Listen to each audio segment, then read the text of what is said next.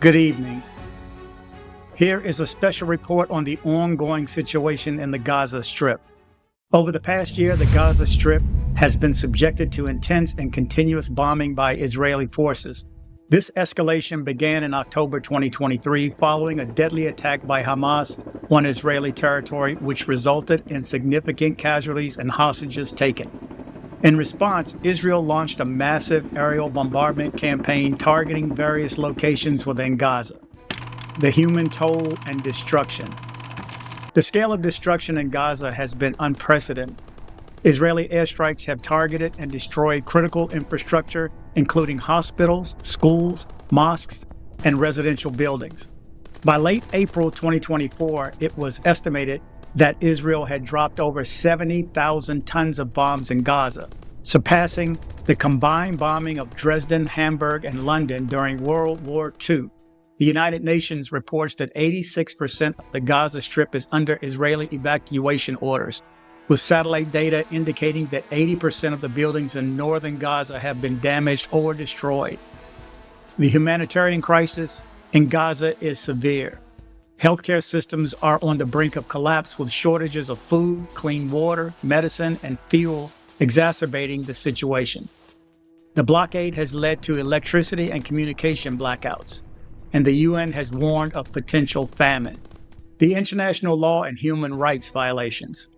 The bombings have drawn widespread condemnation from international human rights organizations and legal experts. The large number of civilian casualties and the destruction of civilian infrastructure have led to the accusations of war crimes against Israel. Under international law, particularly the Geneva Conventions, parties to a conflict must distinguish between military targets and civilian objects and must take all feasible precautions to avoid civilian harm. The U.S. involvement and support.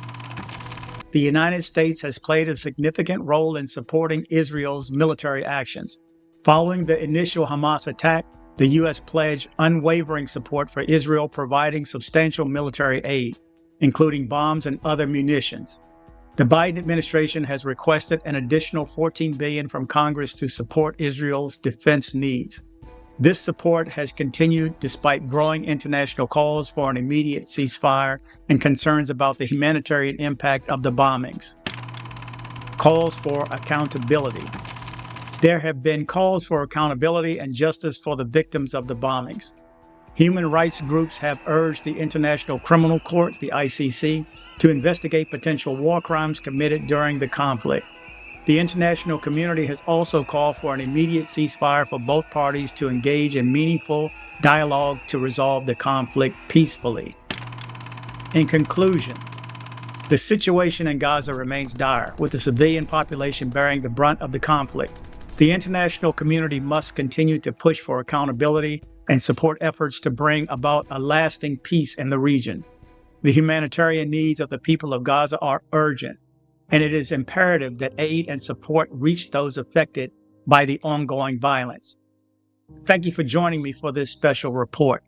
Stay tuned for more updates of this developing story. I want to leave you with this, a question. In theory, if there were a group of people in this country, meaning the United States, that did a heinous act in which 1,200 civilians were injured, some were even taken hostage, and they ran to a separate location within this country, say, for instance, on an Indian reservation. These people committed heinous crimes, again, including kidnapping. Now, is it right or is it legal for us to go get the criminals who did this? And when I say go get them, I mean go get them by bombing.